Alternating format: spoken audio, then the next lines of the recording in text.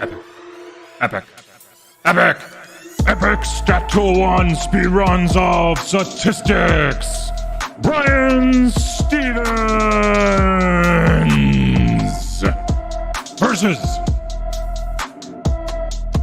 Chapter 14 Confidence Intervals for the Mean and Standard Signaling Distributions.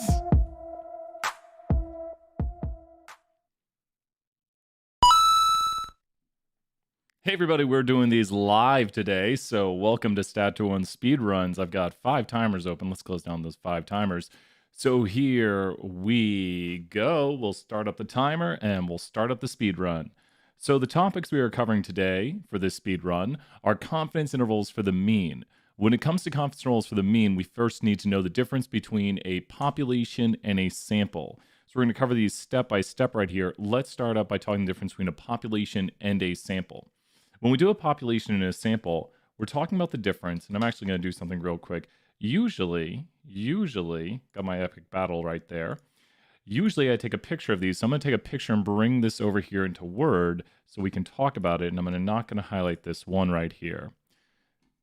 Little known fact, I actually do the speed runs and do multiple takes. So this is a one-take speed run. Here we go.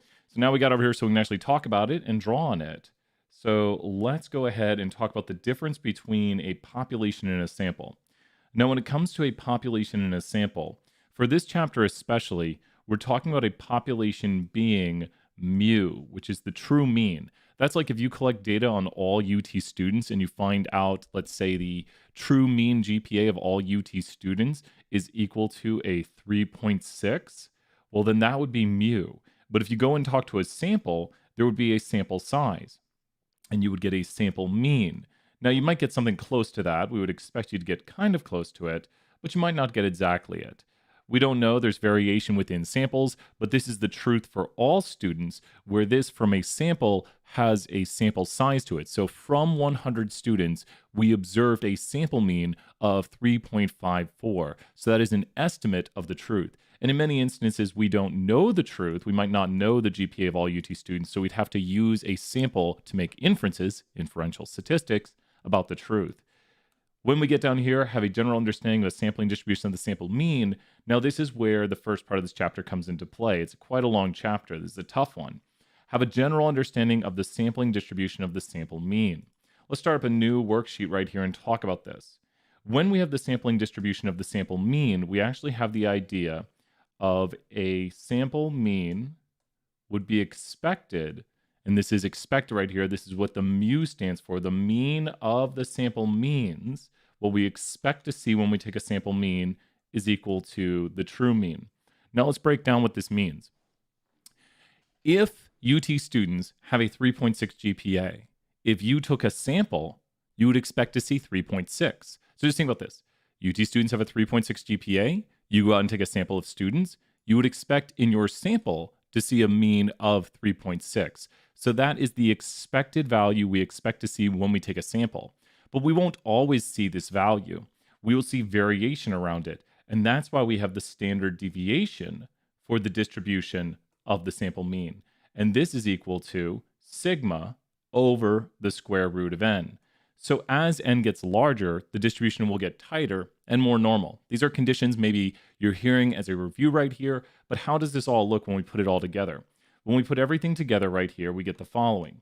We draw a distribution that looks normal, and at the center of the distribution, we would plot right here, where we have mu y bar, which is just going to be mu, and then we'd go up and down these standard deviations right here.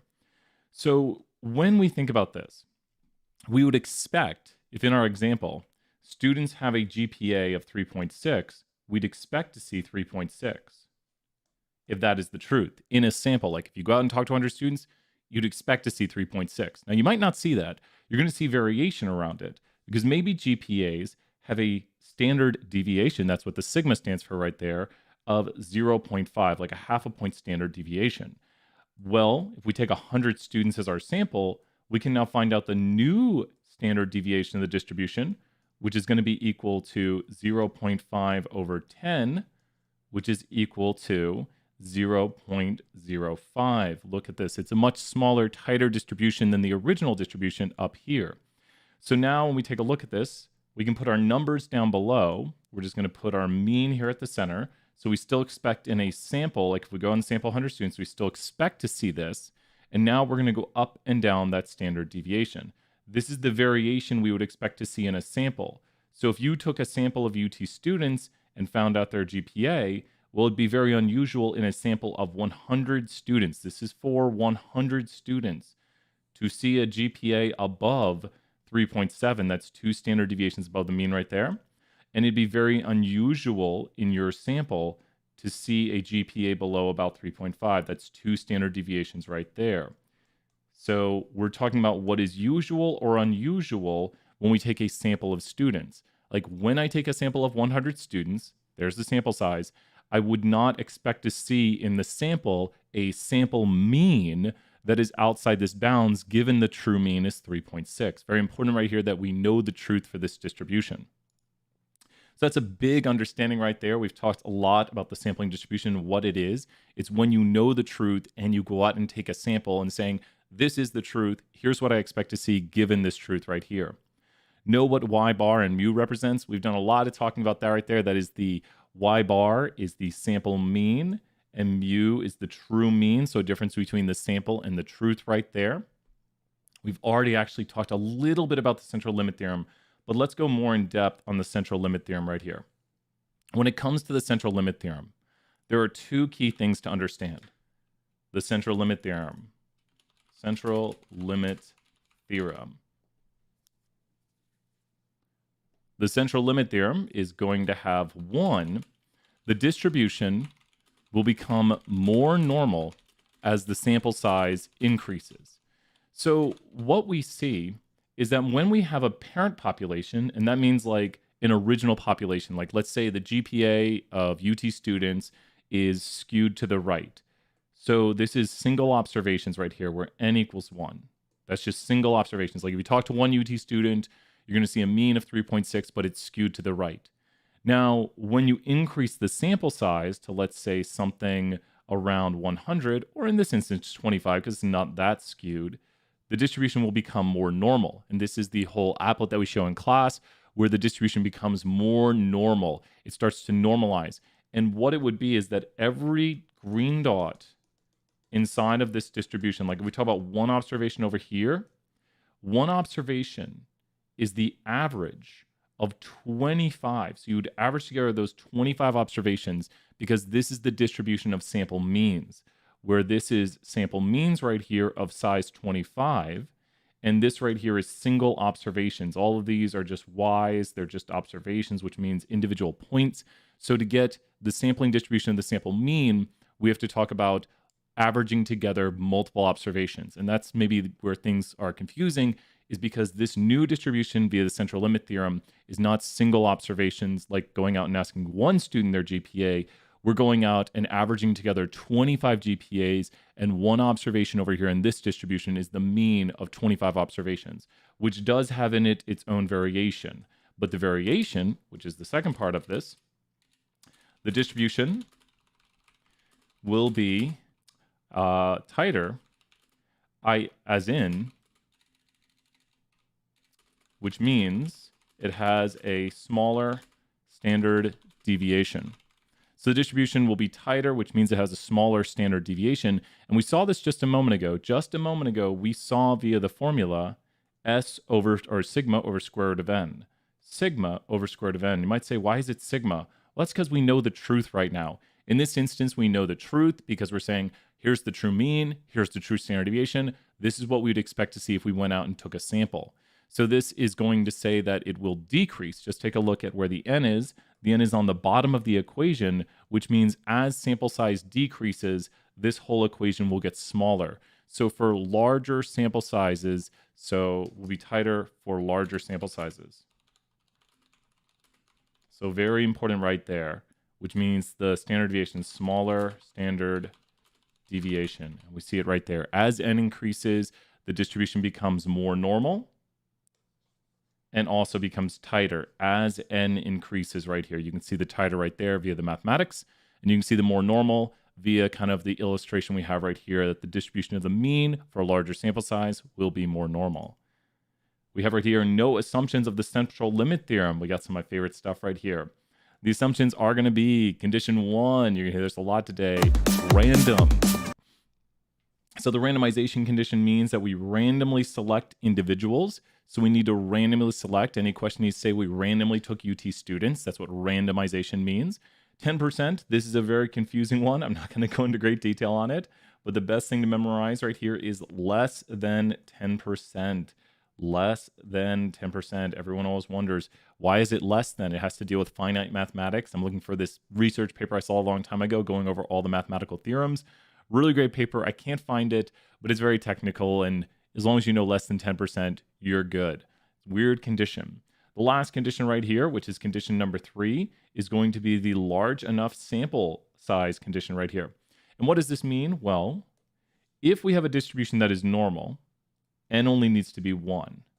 If we have a distribution that is skewed, that looks a little heavily skewed right there. If we have a distribution that is skewed, that's n equals 25. And just think about what large enough means. The way I think about large enough is that the sample size is large enough to counteract the skew. So when you have a distribution that is normal, you don't need to take a very large sample size. When you have a distribution that is more skewed, this is like lightly skewed, you need a larger sample size. When you have a distribution that's heavily skewed, you need an even larger sample size. So the more skewed the distribution is, the larger the sample size needs to be. So we have a large enough sample size condition, which means the more skewed the parent population distribution is, the larger the sample size will need to be. If the original distribution is normal, this is normal right here, then it does not need to be large. It can be 1 actually, because everything works, the z-scores all work. So if it's normal, then it's all good. If it's skewed, then 25, and if it's heavily skewed, 100. Those are great notes to take down. 1, 25, 100. Good bookmarks right there. Know the difference between the two distributions. Real-world distribution of the sample that might be seen in the histogram, math distribution of a sample statistic as the sample mean, and this is what we've been talking about right here. Let's show that graphic. So we've been going over these two distributions, and we have them right here. So here is the individuals that we can see. So this is what we would see in the world. You go out and take a GPA of a student, you will see one student's GPA. This is literally the question of, hi, what's your GPA? And a student says this, this, this. Now, this distribution over here is the theoretical distribution of what happens if you talk to 25 students infinite amount of times. Every single green dot right here is the average of 25 random individuals, condition 1, from the distribution of individual observations. We call that the parent population sometimes because from it you create all of these sample means. This distribution over here is theoretical because it's what would happen if you infinitely took sample sizes of 25 and average them together to get one observation that is the sample mean for 25 observations. So in this instance, every green dot right here is the average of 25 dots. It took me probably a semester to even be like, okay, what is the sampling distribution of the sample mean? I think that's probably one of the hardest points right here is knowing the difference between the single observations we view versus the theoretical mathematical distribution of the average of all 25. Given the mean and standard deviation of a population, be able to calculate the mean and standard deviation of the sampling distribution. So the mean and the standard deviation of a population. So we have the mean and standard deviation of a population. Very important to know these in notation. The mean and standard deviation of a population are mu. About to go off the bottom of the page there. And the standard deviation of a population is sigma. And from these, we're going to calculate for a sampling distribution. And we are going to use the formula that mu y bar, which is the mean for the distribution of the sample mean, that's what we're calculating, is equal to mu. That's the easy one. It's just if students have a 3.6 GPA, which would be this right here, then if we take a sample, we would expect to see 3.6. If the average person at UT is 5'9", and we take a sample of students, then we'd expect to see 5'9" as the sample mean.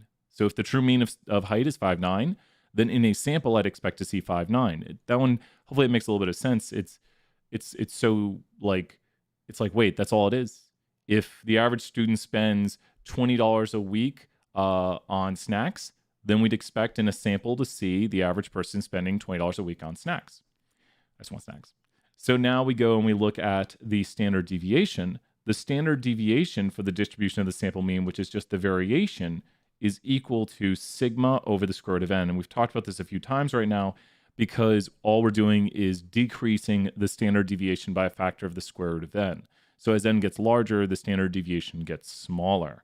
So good stuff right there. Let's go grab the remaining portion of the review. So we've still got all of this right here. Oh my gosh, we got to speed run it. So here we go. Know the assumptions. Yes. Here we go. So excellent timing right here because we're switching topics a little bit towards confidence intervals. So know the assumptions for the central limit theorem when parameters are unknown. So this is going to switch now to confidence intervals. So let's talk up here and let's just put confidence intervals at the top. So confidence intervals. And when we don't know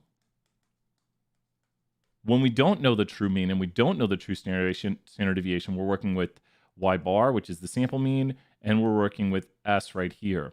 So randomization, once again, it's always there. Good to see you here, Nick. Ask questions if you got them. So randomization means we randomly select individuals. 10% means we've selected less than 10% of the population. I know that's confusing, but just go with me on it. Due to mathematics, we need to do that for finite populations. And last but not least, we have the nearly normal condition. Now, I like to put large enough n and nearly normal together. Because we can technically use large enough n right here. It's just in other instances we can't. For the first one, we can't use the full extent of the nearly normal. Now that we can actually view it, the distribution, and it's no longer theoretical, we can actually look at the distribution. And if it looks normal, we are good. If it does not look normal, then we need to either look at, let's take a look right here.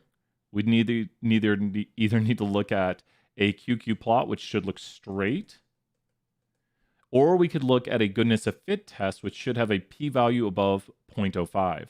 So let's just put greater than 0.05 right here. So here's your 3 checks right here. And I do want to say this again and again and again. If you're watching this, you can't use bar charts to check this. Definitely take a hint right there. You can't use bar charts to check this because bar charts are quantitative and everything we're dealing with, bar charts are categorical and everything we're dealing with in this chapter is quantitative. We're dealing with quantitative information, so you can't use things like a bar chart, a pie chart. You can use histograms because histograms are going to show you the shape of the distribution.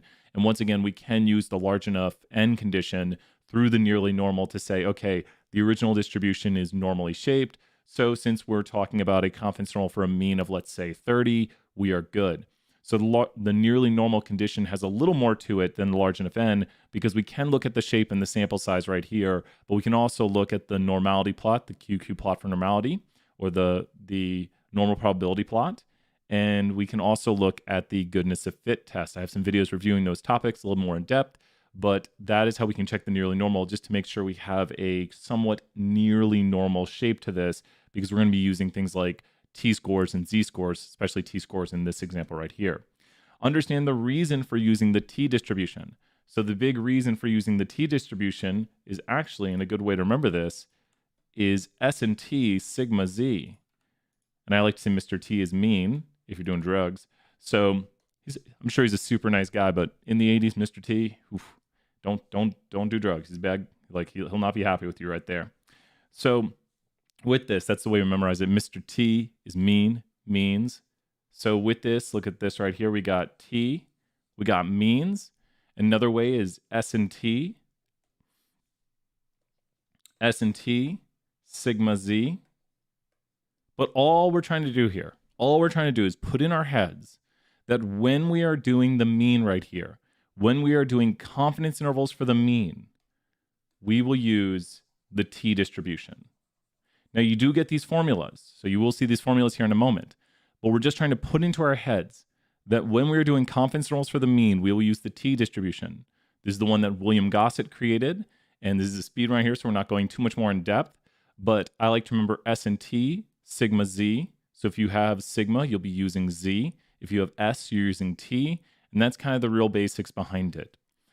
Understand the characteristics of the t distribution. So when we think about this t distribution, the t distribution, as I always say, is basically normal. And you'll see in the chat right here, I'm going to put the t distribution calculator. So the t distribution calculator, Mubot should be awake and put that in the chat. So the t distribution is basically normal. What do I mean by that? Well, in instances when we have a t with degrees of freedom equal to, let's say, 60. That's where we put the degrees of freedom. And if you want to make a 95% confidence interval, interestingly enough, the t is actually 2. So the t statistic will be basically 2. I think Mewbot might not be awake today. And so with the t statistic being basically 2, that's very close to our classic 1.96. So, and as the t gets more degrees of freedom, it becomes more and more and more and more normal. I'm going to go ahead and bring up the t applet right here and put it in the chat. So 2 seconds right here as we bring up the t applet. I have to go here to the main screen, I think. So let's go to the main screen here. Let's put that t applet in the chat. So what you might be noticing in this moment is that this does not look normal. At least the t right down here is not my 1.96 I was talking about. But I did say if we give it about 60 degrees freedom, the t is 2. But if you give it even more degrees of freedom, the t will go even closer to 1.96, which is our classic 95% confidence interval. So when you think about this right here, the t and the z are very similar. It's just that the t is going to have larger difference at lower sample sizes. So the t is basically the z distribution. So that's why we still have the similar conditions of the nearly normal, like we had the large enough n before. So we're doing a more exact calculation brought to us by William Gossett and, of course, Mr. T. So we have right here the t distribution. I might continue the rest of it like this. Understand the margin of error for a confidence interval. When it comes to the margin of error for a confidence interval, you know what? I'm going to go back to my speedrun. Here we go. Oh, sorry, it's loading. Here it goes. Is it not going to do it? Now it'll do it. There we go. When it comes to the margin of error for a confidence interval, the margin of error for a confidence interval is always half the length of the confidence interval. So I like to do some easy questions to make sure we can get this. If you have a confidence interval that goes from 20 to, let's say, 50, what would the margin of error be? It's always half the length of the confidence interval. So we go right here and we do this. There is the margin of error visually. It's plus or minus this amount. See if you can solve this here while we're doing it. So the margin of error is going to be 15.